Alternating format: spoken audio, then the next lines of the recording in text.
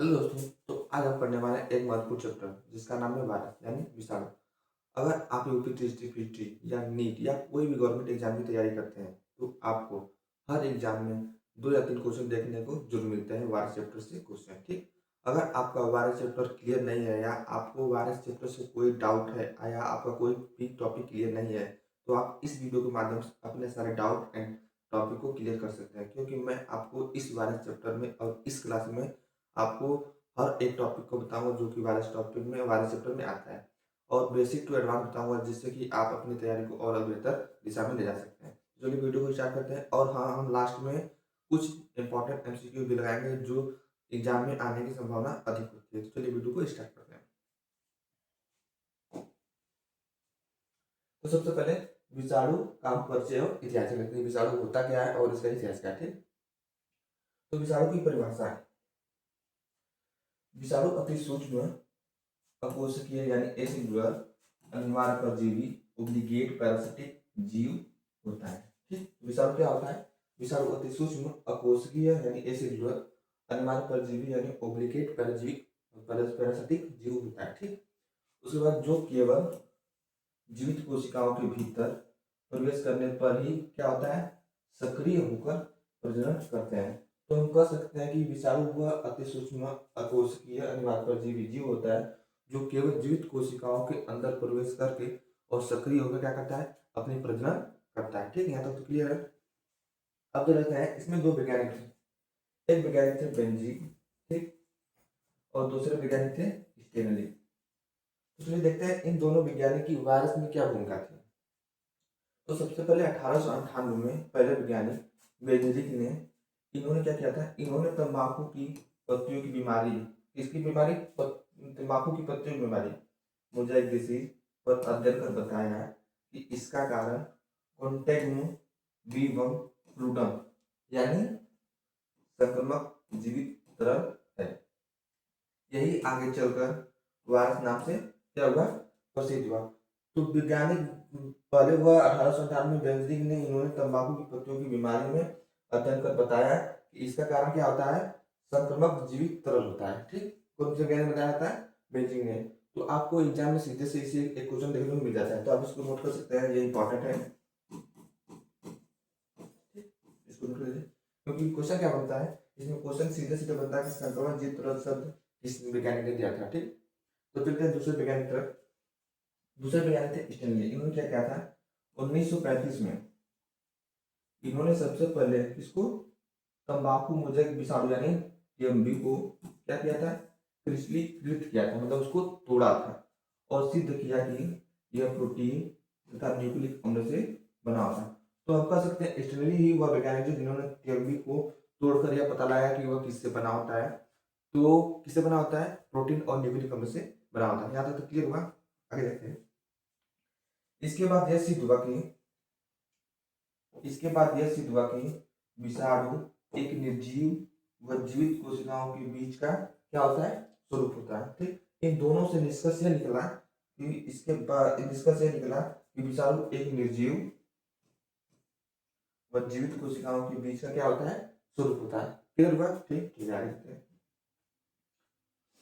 देखिए हम इसमें हर एक टॉपिक को क्लियर करेंगे। यदि अगर आपको कुछ भी समझ नहीं आ रहा तो प्लीज चैनल कमेंट कर दीजिए कि हम आपको बाद में उसका रिप्लाई दे देंगे। ठीक, तो देखते हैं अगले पॉइंट को, विषाणु की प्राकृतिक सजीव बनाम निर्जीव। ठीक, इसका मतलब है कि हम चलिए देखते हैं कि विषाणु की प्रकृति मतलब सजीव में उसका नेचर क्या होता है और निर्जीव में उसका प्रकृति मतलब नेचर क्या होता है, वो कैसे बिहेवियर करेक्टर्स करता है। तो समझ लेते हैं। विषाणु एक रसमय जीव है, यह न तो पूर्णतः जीवित है और न ही पूर्णतः निर्जीव। इसे मध्यवर्ती स्वरूप का माना जाता है। किसके बीच का मध्य स्वरूप माना जाता है, हमने पीछे पढ़ा था, लिविंग मतलब जीवित एंड नॉन लिविंग मतलब निर्जीव के बीच का क्या माना जाता है, मध्यवर्ती स्वरूप माना जाता है। अब देखते हैं निर्जीव प्रकृति के लक्षण, मतलब कि निर्जीव में उसका लक्षण मतलब करेक्टर क्या होता है और जीवित प्रकृति मतलब जीवित में उसका करेक्टर कैसा होता है। इसमें पहला पॉइंट है अकोशिकीय संरचना। पहला पॉइंट अकोशिकीय संरचना। इसमें क्या है, इनमें कोशिका भित्ति, साइटोप्लाज्म, राइबोसोम आदि नहीं पाए जाते हैं। ठीक, दूसरी क्रिस्टलीकरण क्षमता। स्टेनली ने 1935 में क्रिस्टलीकृत किया कर दिखाया कि यह ठोस रूप ले सकता है। तो स्टेनली ने क्रिस्टलीकृत कर दिखाया कि यह क्या होता है, ठोस होता है। कौन होता है, केवल भी ठोस होता है। ठीक, चयापचय की अनुपस्थिति, तीसरा पॉइंट है चयापचय की अनुपस्थिति, नो मेटाबॉलिज्म, स्वतंत्र रूप से कोई चयापचय क्रियाएं नहीं कर सकते हैं। ठीक, चौथा पॉइंट है कोशिका से बाहर निष्क्रिय, मतलब कोशिका से बाहर मतलब जब कोई जीवित कोशिका में प्रवेश नहीं करता तब कैसे व्यवहार है। जीवित कोशिका के बाहर यह केवल किस कण में रहते हैं, अपने संक्रमण कण में रहते हैं। ठीक, मात्र होते हैं। पांचवा टॉपिक क्या है, पॉइंट क्या है, एंजाइम व ऊर्जा का अभाव अपने एटीपी का उत्पादन नहीं कर सकते हैं, अपने एटीपी का उत्पादन नहीं कर सकते या खुद से ऊर्जा या एंजाइम नहीं बना सकते हैं। अब देखते हैं दूसरा पॉइंट जो होता है जीवित प्रकृति के लक्षण कैसा कैरेक्टर बिहेवियर, समझ आ रहा है कि नहीं समझ आ रहा है, चलिए ठीक है करते हैं। इसमें पहला पॉइंट है आनुवंशिक पदार्थ। ठीक, तो टीएमपी में कौन सा आनुवंशिक पदार्थ होता है, डीएनए या आरएनए पाया जाता है। इससे देखिए इनमें दो आनुवंशिक न्यूक्लिक अम्ल जो होता है उसमें से डीएनए आरएनए से केवल एक ही पाया जाता है, दोनों नहीं पाए जाते हैं। ठीक, दूसरे क्या है प्रजनन की क्षमता, जीवित कोशिका में प्रवेश कर संख्या को बढ़ाते हैं।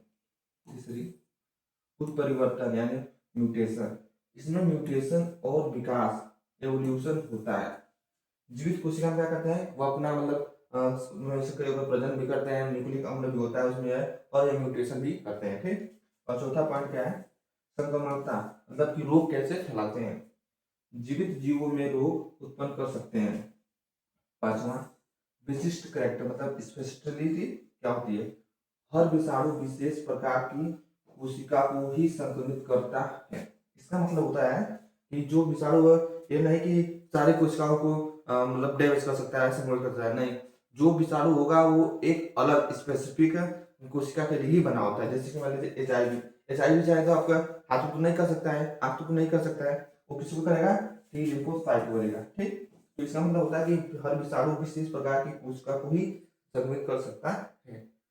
क्लियर, आगे देखते हैं। अगला पॉइंट क्या है, विषाणु का उद्भव प्रमुख परिकल्पना, मतलब ओरिजिन आपात, मतलब ओरिजिन आपात मतलब कि उद्भव कैसे हुआ, विषाणु की परिकल्पना क्या है। विषाणु की उत्पत्ति अभी भी विवादित है। क्या है, विवादित है। क्यों विवादित है, क्योंकि यह न तो पूर्णतः निर्जीव है न पूर्णतः सजीव है, इसलिए वह विवादित है। न तो स्वतंत्र कोशिका है और न ही साधारण अणु है। ठीक, अब इसमें तीन परिकल्पना है, चलिए देखते हैं एक एक करके। तो जो पहली परिकल्पना है उत्परजीवी परिकल्पना, क्या होता है, रिग्रेसिव हाइपोथेसिस। इसके अनुसार क्या होता है, इसके अनुसार विषाणु प्रारंभ में स्वतंत्र जीव थे। जो उत्परजीवी परिकल्पना है इसके अनुसार क्या था, जो जीवाणु थे प्रारंभ में क्या थे, स्वतंत्र जीव थे। धीरे धीरे परजीव जीवन अपनाने लगे। जो पहले क्या थे, विषाणु प्रारंभ में स्वतंत्र जीव थे, धीरे धीरे क्या अपनाने लगे, परजीवी जीवन अपनाने लगे। ठीक, इन्होंने अपनी अधिकांश चयापचय मशीनरी खो दी और अब केवल अनिवार्य परजीवी बनकर रह गए। अर्थात हम कह सकते हैं परजीवी परिकल्पना के अनुसार कि विषाणु सबसे पहले स्वतंत्र जीव थे, वह धीरे धीरे क्या अपनाने लगे, परजीवी परिकल्पना मतलब परजीवी व्यवहार अपनाने लगे, इससे वह अधिकांश अपने चयापचय मशीनरी को क्या किए, खो दी। ठीक, इस प्रकार वह अब क्या बनकर रह गए हैं, एक ओब्लिगेट पैरासिटिक मतलब अनिवार्य परजीवी बनकर रह गए। क्लियर, दूसरे पार्ट में देखते हैं कोशिका अवशेष परिकल्पना, सेलुलर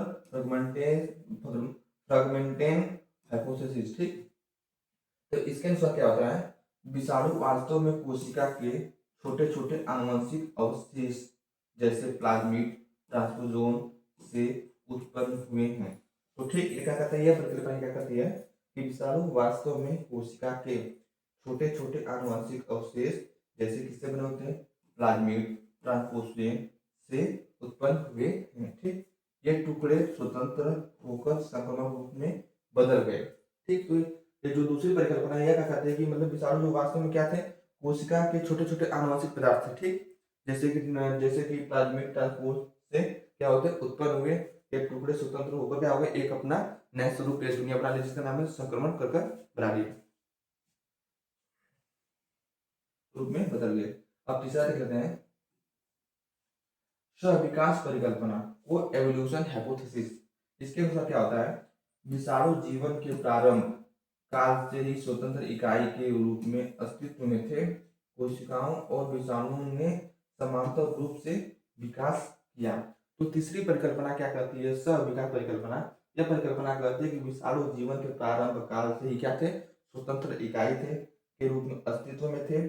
कोशिकाओं और विषाणुओं के समांतर रूप में क्या किए, दोनों लोग मतलब जो कोशिकाएं हैं और जो विषाणु है दोनों समांतर एक साथ क्या की वृद्धि की मतलब विकास की। क्लियर है।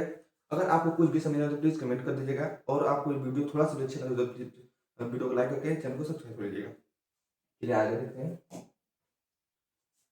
अगला टॉपिक क्या है, विषाणु का संचार मतलब भाग दो, मतलब कि इसमें दो भाग है। तो हम पहले भाग देख लेते हैं, विषाणु का संचार, ट्रांसमिशन ऑफ वायरस। ठीक, तो विषाणु स्वयं चल नहीं सकता, ये निष्क्रिय रूप से विभिन्न माध्यमों द्वारा क्या करता है, फैलता है। जो विषाणु है स्वयं चल नहीं सकता, जैसे हम स्वयं चल सकते हैं, विषाणु ऐसे नहीं चलता है। विषाणु किसी न किसी माध्यम से मतलब फैलता है शरीर में। ठीक, चलिए देखते हैं कौन कौन से माध्यम होते हैं। तो पहला माध्यम होता है संचार होता है, पहला प्रत्यक्ष यानी डायरेक्ट ट्रांसमिशन, और जो दूसरा होता है आपका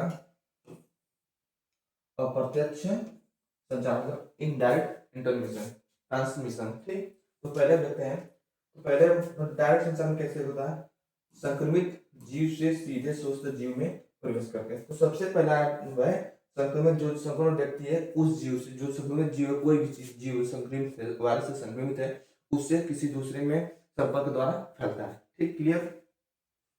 स्पर्श द्वारा, स्पर्श द्वारा क्या फैलता है, उसके अंदर देखिए स्पर्श द्वारा क्या फैलता है, कॉमन कोल्ड, इन्फ्लुएंजा। ठीक, जो संपर्क द्वारा कौन से वायरस फैलता है, कॉमन कोल्ड एंड इन्फ्लुएंजा। ठीक, और दूसरा लैंगिक तो संपर्क, मतलब कि लैंगिक मतलब कि क्या कहते हैं, संलग्नता से, मतलब कि लैंगिक मतलब सेक्सुअल से क्या क्या होता है, HIV, AIDS and hepatitis B होता है। ठीक, लार बूंदों द्वारा मतलब ड्रॉपलेट इन्फेक्शन के साथ, मतलब कि बूंद के द्वारा, लार के द्वारा कौन सी बीमारी होती है, तो आप मिसलेस, मम्प्स एंड कोविड-19। कोविड-19 तो आप जानते हैं जो कि पूरा भारत को रोक दिया था, मतलब पूरे विश्व को ही महामारी से संक्रमित कर दिया था। अब देखते हैं अप्रत्यक्ष संचरण से कैसे फैलता है। इसमें पहला है संक्रमण किसी वाहक या माध्यम के द्वारा फैलता है। वाहक मतलब कि जो कोई ले जाने वाला होता है, जो वेक्टर जिसे कहता है उसे वाहक कहा जाता है। वाहक या माध्यम से द्वारा फैलता है। तो वायु ही मतलब क्या, एयर के द्वारा कौन से विषाणु फैलता है, यहाँ दिखाया गया है, छींकने खांसने से हवा में छोटे छोटे कण मतलब ड्रॉपलेट्स फैलना। एग्जाम्पल इन्फ्लुएंजा होता है, SARS-CoV-2 होता है। जल एवं भोजन के द्वारा, वाटर एंड फूड बोर्न, दूषित पानी भोजन से क्या कौन सी वायरस होता है, हेपेटाइटिस ए, पोलियो वायरस। ठीक, क्लियर हुआ। चलिए आगे देखते हैं। हम इसमें एक एक टॉपिक मतलब एक एक पॉइंट को कवर किया कि आपका कुछ भी वार चैप्टर से छूटे ना। ठीक, विषाणुओं का संचरण भाग 2। इसमें क्या होता है, वाहक जनित रोग, वेक्टर बोर्न, मतलब कि वेक्टर मतलब वाहक से कौन से रोग होते हैं, वहां पर दिखाया, कीट या जीव वायरस को एक दूसरे में पहुंचाते हैं। कौन पहुंचाते हैं, कीट। कीट के द्वारा कौन कौन से वायरस फैलते हैं, तो दिखाया गया उदाहरण से डेंगू। डेंगू से क्या होता है, एड्स, एडीपीटी मच्छर, येलो फीवर, जिंका वायरस। ठीक, जिंका वायरस कैसा होता है, आपका कीट या जीव से फैलता है। दूसरा फोमाइटस द्वारा कौन सा कैंसर रोग होता है, संक्रमित व्यक्ति द्वारा प्रयुक्त वस्तुएं जैसे कपड़े, तौलिया, खिलौना आदि, जैसे पॉक्स वायरस। पॉक्स वायरस किससे होता है, तब संक्रमित व्यक्ति द्वारा प्रयुक्त मतलब उपयोगी वस्तु और जैसे कपड़े, तौलिया, खिलौना आदि से क्या होता है, कौन सा वायरस फैलता है, पॉक्स वायरस फैलता है। अब ऊर्ध्वाधर संचार, अगला पॉइंट, मां से भ्रूण या शिशु तक, प्लेसेंटा या स्तनपान के समय कौन सा रोग होता है, HIV, रूबेला, हेपेटाइटिस बी होता है। पॉइंट, पौधे में संचरण, प्लेनेट ट्रांसमिशन क्या होता है, यांत्रिक चोट द्वारा। ठीक, पौधों में कैसे संक्रमण फैलता है ये तो हमने देख लिया कि व्यक्ति में, जीव में कैसे फैलता है, आप पौधे में देख लेते हैं कैसे फैलता है। ये हमने कहा यांत्रिक चोट द्वारा, मतलब कि जो पौधे में यांत्रिक घाव होता है, कहीं भी मार देंगे तो वहां पर गड्ढा बन जाता है, उसके द्वारा कर सकता है। पत्तियों तनों पर लगी चोट से, जैसे टीएमबी, कीटवाहक जैसे एफिड, लीफ हॉपर, ठीक। कौन सा रोग होता है? Potato leaf roll virus. बीज परागण द्वारा कौन सा रोग होता है? Seeds pollen transmission. सातवां प्रयोगशाला चिकित्सीय, जैसे प्रयोगशाला में कौन कौन किस माध्यम से हो सकता है? सुई, ब्लड ट्रांसफ्यूजन आदि से हो सकता है। कौन कौन बीमारी हो सकती है? Hepatitis B, C and HIV भी हो सकती है। तो आप इन सभी को पढ़कर ध्यान रख सकते हैं। अब यह जो बातें हैं आपको व्यक्तिगत जीवन में भी उपयोगी होती है, जिससे कि आप आने वाली अपने अंदर वायरस मतलब महामारी को बचा सकते हैं। ठीक, क्लियर? आगे देखते हैं अगला टॉपिक क्या है। अब हम अगले टॉपिक को शुरुआत करने वाले हैं, जिसका नाम है टीएमबी। ठीक, अब इसकी इतिहास और आकार को देख लेते हैं। तो आप हमको बताइए कि जो सारी चीज समझ आ रहा है कि नहीं जो मैं बता रहा हूँ?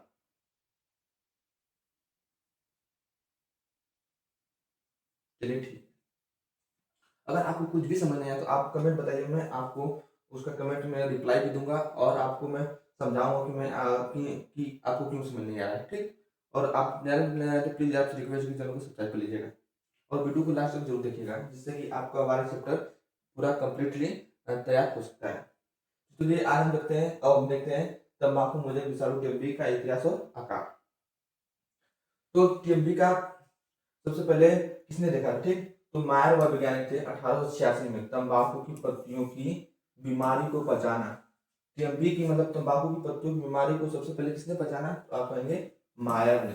कब पहचाना? सन 1886 में। ठीक, दूसरे वैज्ञानिक थे लेवेनहॉस्की। ठीक, 1892 में सिद्ध किया कि ये जीवाणु से भी सूक्ष्म है और फिल्टर से भी निकल सकते हैं।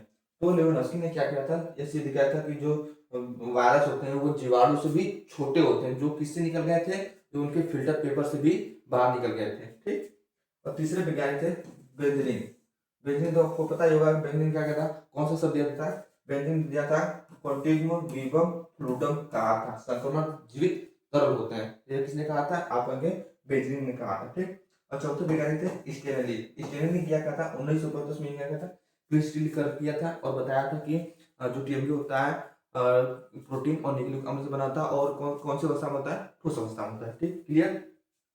अब इसकी आकार को देख लेते हैं। इसका आकार क्या होता है? शेप। इसका शेप क्या होता है? इसका शेप होता है 300 mm। ठीक, कितना होता है? 300 mm होता है। और किस प्रकार का होता है? डंडाकार होता है, रोड शेप्ड, कठोर व सीधा होता है। देख सकते हैं रॉड शेप्ड है कि नहीं? ठीक, सीधा डंडाकार। और फिर जो गुलाई होती है, चौड़ाई होती है, लंबाई से होती है, कितनी होती है? 18 mm होती है।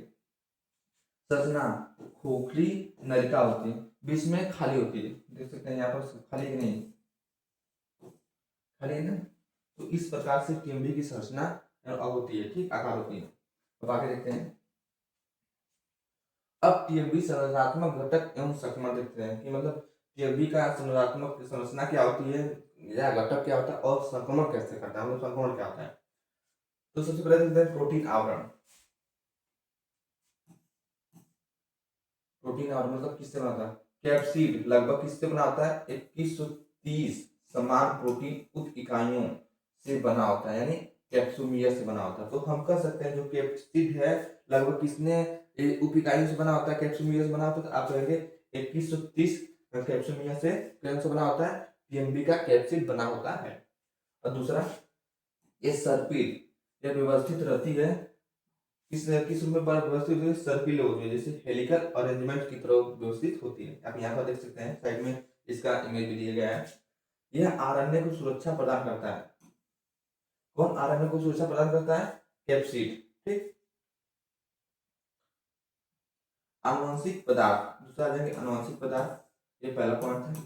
दूसरा पॉइंट आनुवंशिक पदार्थ जेनेटिक मटेरियल। टीएमबी में क्या होता है? सिंगल स्टैंडर्ड आरएनए पाया जाता है।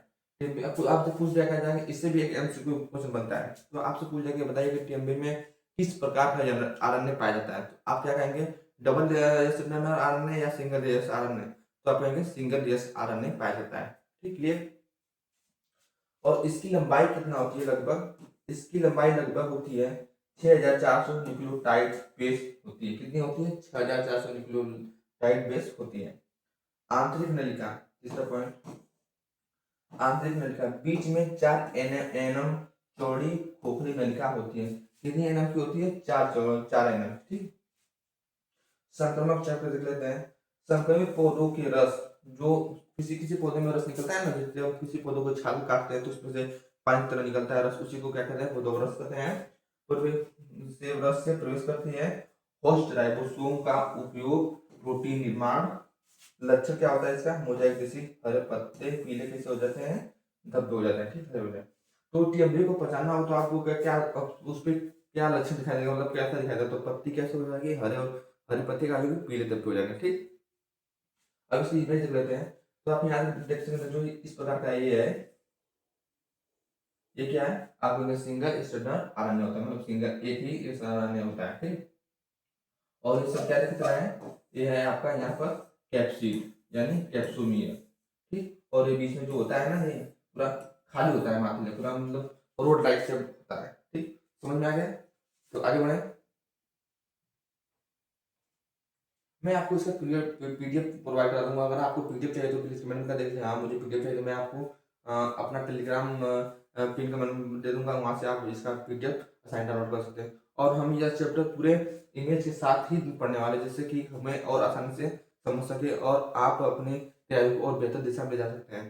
तो क्या आपको वीडियो समझ में आ रही है कि नहीं आ रही, क्योंकि यह मेरा फर्स्ट वीडियो है, जिससे कि मैं इससे पहले कभी वीडियो बनाया नहीं हूँ, तो कुछ भी गड़बड़ी हो सकती है, तो प्लीज।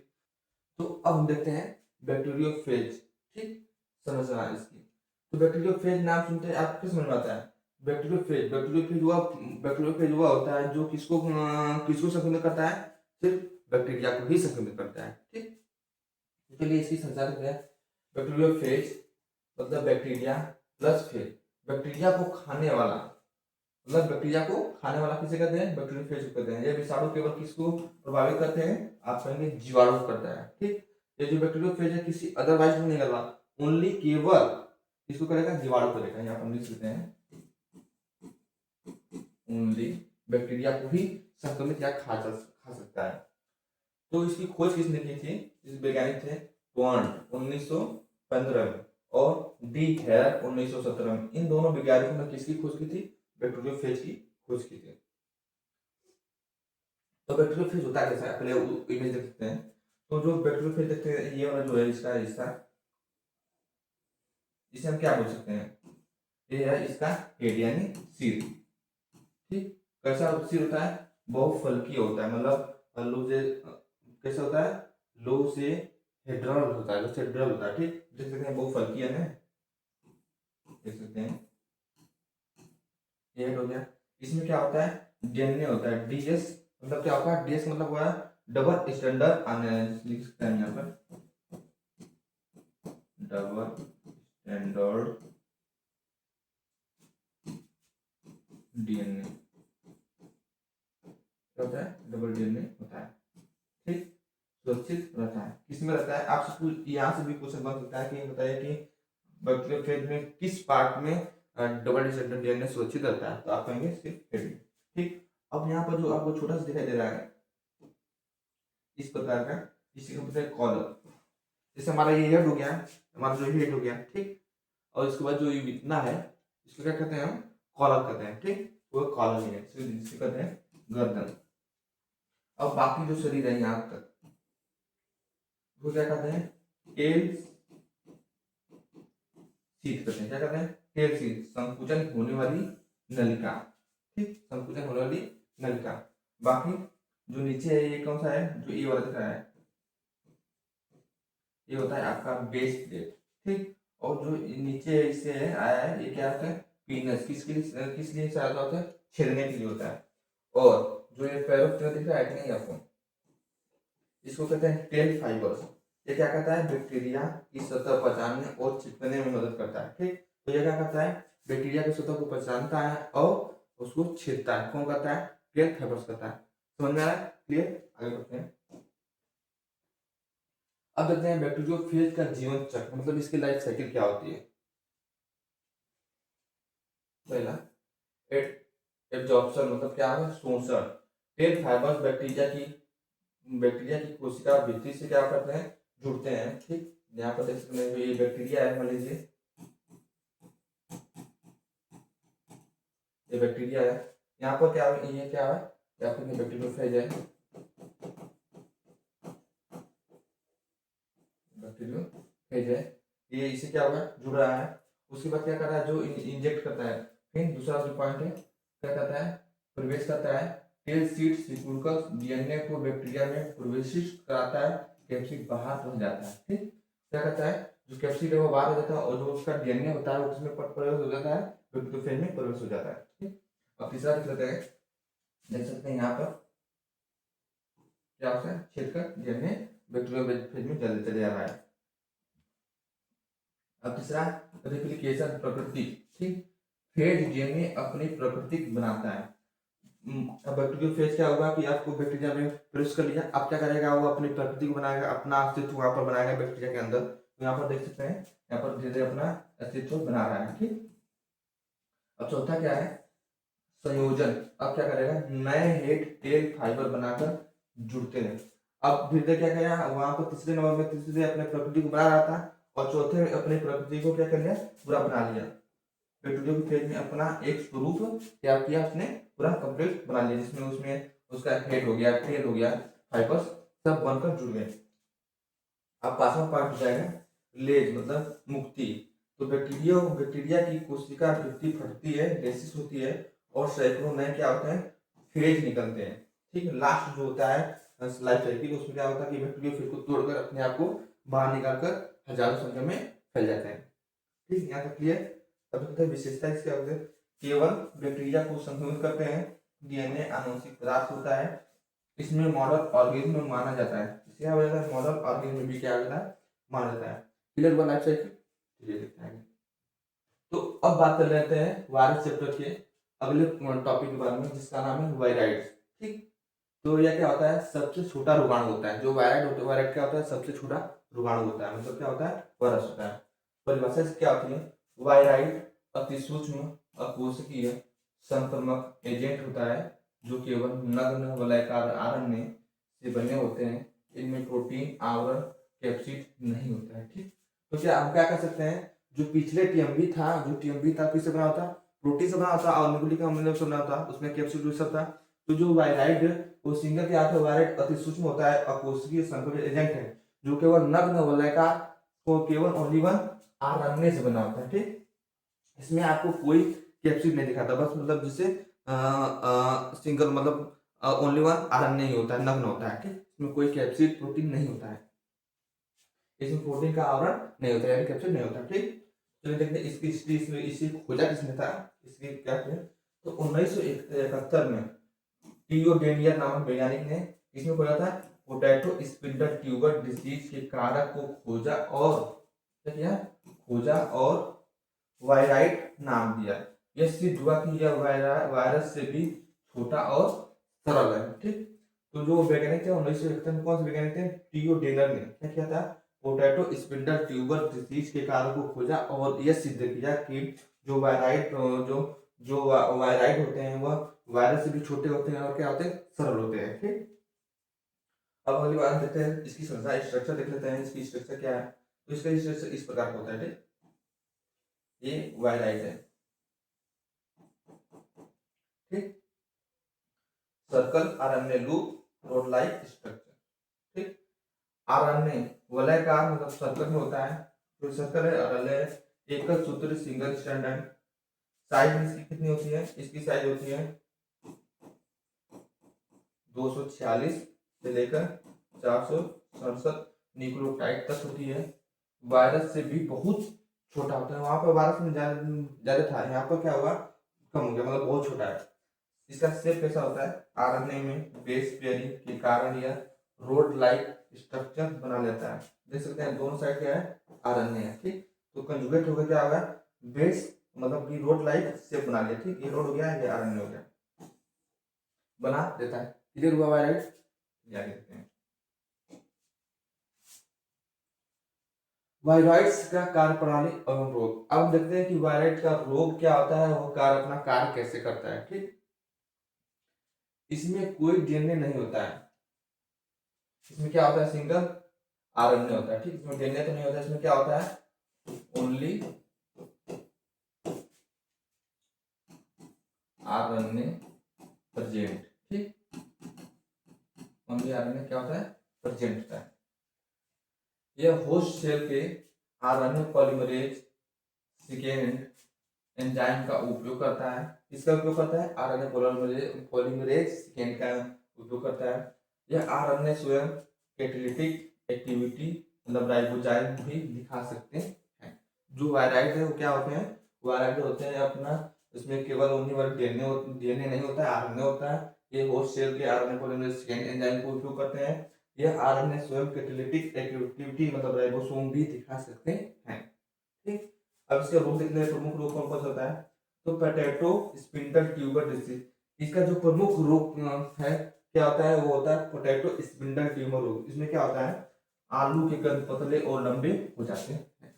जब आलू के कंद पतले और लंबे हो जाते हैं तो हम कह सकते हैं कौन सा रोग है, पोटैटो स्पिंडल ट्यूमर डिसीज हो गया। और एक किससे होता है, आप कहेंगे वायराइड्स होता है। ठीक, क्लियर। और दूसरी जो बीमारी होती है, पहली होगी, दूसरी कोकोनट कोडंग कोडंग डिसीज, नारियल के पेड़ों की क्या हो जाती है, मृत्यु हो जाती है। ठीक, तीसरी क्रिस्टलेशम स्मट स्टंट डिसीज, पौधों की वृद्धि क्या हो जाती है, रुक जाती है। ठीक, जो इस प्रकार का पोटैटो है ना, ये पोटैटो है, इसी में होता है, तो इसका प्रमुख रोग ये इससे होता है। वायराइड कैप्सिड, वायरस में क्या होता है, यस, वायराइड में नो जेनेटिक मटेरियल डीएनए या RNA, only one RNA. Host of organism, only one plant organism. ठीक, तो आप यहाँ पे इसका अंदर समझ सकते हैं कि वायरस जो होता है वो किसी में भी ऑर्गेनिज्म में हो सकता है। जो वायराइड होता है ओनली वन किसमें होगा, बस प्लांट में ही रोक रहा था, न कि मनुष्य को खाता है। और इसमें आरएनए डीएनए दोनों होता है, इसमें ओनली वन आरएनए होता है। क्लियर। अब हम अगले पॉइंट को पढ़ेंगे जिसका नाम है पराग, मतलब कि प्रोटेनियस संक्रमण कण। ठीक, चलिए देखते हैं इसकी परिभाषा क्या होती है, डिफिनीशन। पराग ऐसे संक्रमण कण हैं जो केवल प्रोटीन से बने होते हैं, इनमें डीएनए या आरएनए जैसा कोई आनुवंशिक पदार्थ नहीं होता। इसका मतलब क्या होता है कि जब हम इससे पहले पढ़े थे वायरस, तो वायरस में क्या होता था, आपका कैप्सिड होता था, आरएनए डीएनए में से कोई एक होता था। उसके बाद दूसरा टॉपिक पढ़े थे जिसका नाम है wired. Wired only one protein उसमें नहीं था, कैप्सिड नहीं था, ओनली वन क्या था उसमें, न्यूक्लिक अम्ल यानी एक सिंगल स्ट्रैंडेड आरएनए था। ठीक, उसके बाद आ जाएंगे आपका, अब हम पढ़ने हैं प्रयास। इसमें केवल क्या होता है, उसमें आपका नॉन न्यूक्लिक अम्ल होता है, इनमें ओनली वन क्या होता है, प्रोटीन होता है। ठीक, क्लियर। अब इसका इतिहास हिस्ट्री करते हैं। स्टेडली बी प्रूसिनर 1982 में पुराण शब्द का गढ़ा और सिद्ध किया जिसमें क्या मिला था, नोबेल प्राइज मिला था 1971 में। तो वो स्टैनली बी प्रोसल वैज्ञानिक ही थे जिन्होंने पुराण शब्द को गढ़ा और उसका सिद्धांत किया। उसके बाद इनको क्या मिला था, नोबेल पुरस्कार मिला था 1997 में। ठीक, ये सब याद करने की बात नहीं है, ये एग्जाम नहीं पूछता है आपको। कार्य प्रणाली मेटाबॉलिज्म, इसकी कार्य प्रणाली का मतलब ये अपने आप को फैलाता कैसे है। ठीक, इसकी कार्य प्रणाली क्या है, पीआरपीसी नॉर्मल सामान्य कोशिका प्रोटीन अल्फा हेलिक्स डोमेन्स, जो ये दिख रहे हैं ना, ये क्या है, ये आपका समान कोशिका प्रोटीन है। और दूसरा क्या है, असमान रूप से, मतलब जब इन्फेक्ट हो जाता है तब ऐसा दिखाई देता है। तो समान रूप जैसा बीटा प्लेटेड शीट स्ट्रक्चर। तो हम कह सकते हैं जो समान कोशिका प्रोटीन होता है तो उसमें उसे अल्फा हेलिक्स डोमेन्स कहते हैं, और जब असमान हो जाएगा तो उसे क्या कहते हैं, beta beta platelet sheet structure कहते हैं। ठीक, चेन रिएक्शन, इसी कैसे रिएक्शन कैसा होता है, जब पीआरपीएससी समान पीआरपीसी के संपर्क में आता है तो उसे भी मिसफोल्ड कर देता है। ठीक, जब पीआरपीसी पीआरपीएससी सामान्य पीआरपीसी से संपर्क में आता है तो सबसे पहले ये क्या करेगा, जो इन्फेक्टेड होगा PRPCS वो क्या करेगा, वो जाएगा समान पीटर से, तो उसको भी क्या कर देगा, उसको मिसफोल्ड कर देगा, उसको भी संक्रमित कर देगा। यह मस्तिष्क के स्पंज जैसी संरचना होती है, बना देती है। मस्तिष्क को कैसे बनाती है, स्पंज, मतलब छिद्र से मतलब स्पंज जानते हैं, स्पंज में बहुत से छिद्र होते हैं, उस प्रकार से बना देती है। क्लियर, आगे देखते हैं, देखेंगे प्राण जनित रोग एवं विशेषताएं। ठीक, कि मतलब मानव रोग में कैसे फैलता है और पशु में कैसा फैलता है। तो मानव में कौन कौन सा रोग होता है, पहला रोग हो जाएगा आपका पुरु यानी लाफिंग डेथ। पुरु क्या कहेंगे, laughing death. Papua New Guinea में नर भक्षण से किससे फैलता है, नर भक्षण से फैलता है, मतलब कि नर भक्षण का मतलब होता है जो मांस खाते हैं, उससे क्या फैलता है, पुरु लाफिंग डेथ रोग फैलता है। दूसरा क्या हो जाएगा CDG मतलब क्या होता है, क्रेस्टुजीफिल्ड जोकोव डिसीज। ठीक, इसमें क्या होता है, मस्तिष्क का दुर्लभ रोग, स्थिमित ह्रास, पागलपन हो जाता है। ठीक, तीसरा क्या आ जाता है, फेटल फैमिलिया इंसोमिया FFI, इसका शॉर्ट फॉर्म है FFI। रोगी को नींद नहीं आती है, अंततः मृत्यु हो जाती है। इससे क्या होता है, रोगी को नींद नहीं आती है और इसकी मृत्यु अंत हो जाती है। अब पशु में कैसा रोग फैलता है, एनिमल डिसीज क्या होता है, स्कॉर्पिया किसमें फैला था, भेड़ों में, बकरियों में। मैड काउ डिसीज BSC गायों में या इंसानों में वेरिएंट सीरीज का कारण बन सकता है। तो ये फैलता तो है काऊ में, जब मांस उसको खाएगा तो यह मानव में जाकर कौन सा रोग बन सकता है, कारण बन सकता है। ऐसे यही है ना, इसमें खास पागलपन का रोग इसमें बन सकता है।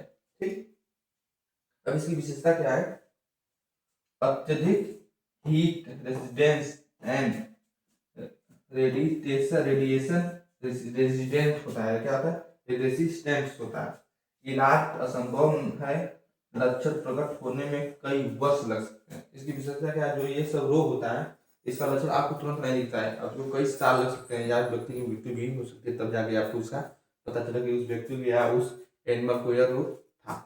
क्लियर,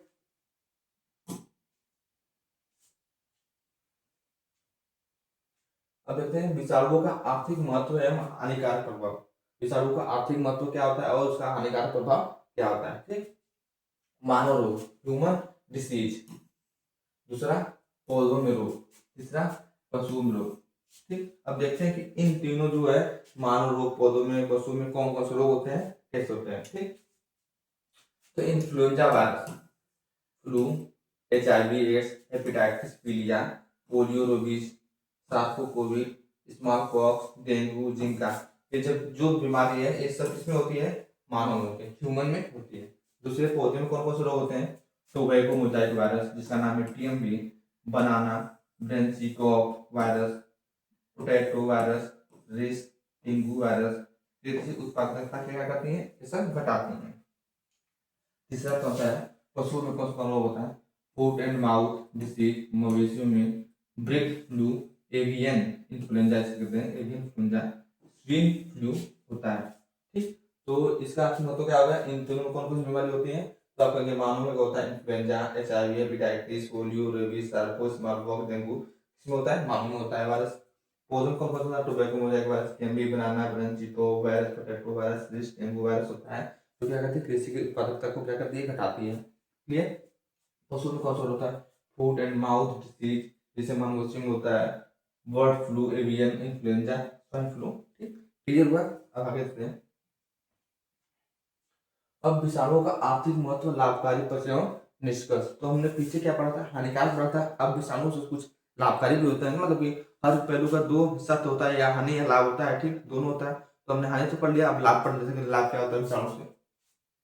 तो लाभकारी पक्ष क्या होता है, वे वैज्ञानिक अनुसंधान, ठीक, रिसर्च, बैक्टीरियोफेज और TMV का उपयोग आणविक जीव विज्ञान में, मॉलिक्यूलर बायोलॉजी समझने में किया जाता है। ठीक, तो क्या होता है, वायरस से क्या होता है, आनुवंशिक मतलब वैज्ञानिक अनुसंधान रिसर्च में बैक्टीरियोफेज और TMV का उपयोग होता है, किसके लिए होता है, आणविक जीव विज्ञान यानी मॉलिक्यूलर बायोलॉजी को समझने में किया जाता है। किसका उपयोग किया जाता है, वायरस से किया जाता है। जेनेटिक इंजीनियर, वायरल वेक्टर का उपयोग जीन थेरेपी में दोषपूर्ण जीन बदलने के लिए किया जाता है। ठीक, समझ में आ रहा है? तो मतलब हम कह सकते हैं जेनेटिक इंजीनियर क्या होता है, वो जो वायरल वेक्टर होते हैं उसका उपयोग करके जीन थेरेपी करते हैं। वायरस से भी हम किसी भी जो दोष है उसको इस जीन से क्या करते हैं, बदल सकते हैं, मतलब जो सुधार सकते हैं। तीसरा पॉइंट हो जाएगा बायोलॉजिकल कंट्रोल। बायोक्लोवरेसिस बायोक्लोवायरसेस का उपयोग कीट नियंत्रण मतलब पेस्ट कंट्रोल में किया जाता है। ठीक, अब चिकित्सा में मेडिकल में इसका उपयोग क्या है, वैक्सीन जैसे पोलियो, हेपेटाइटिस बी, रेबीज, कोविड-19, कोविशील्ड, कोरोना वैक्स। तो आपको ये जानते होंगे, आपको आपको तो पता ही होगा कोविड-19 कोरोना वैक्सीन, क्योंकि यही वो कोविड-19 जो कि क्या हुआ पूरे वर्ल्ड को एक स्थान पे एक समय में रोक दिया था। ठीक, और फेज थेरेपी करते हैं, जीवाणु संक्रमण के इलाज में भी किया जाता है, किसका, वायरस का इलाज किया जाता है। अब इन सभी का निष्कर्ष क्या निकलता है, तो हम कह सकते हैं कि विषाणु मानव, पौधे और पशुओं के लिए हानिकारक भी है और अनुसंधान जैव प्रौद्योगिकी में अत्यंत लाभकारी भी है। यह दो धारी तलवार, डबल वर्डेड है, मतलब कि काटता भी है और मरहम भी लगाता है। दो धारी तो यही होगा कि मतलब काटता भी है, थोड़ा बताता है। ठीक, तो ये हमारा चैप्टर अब तो कंप्लीट हो गया।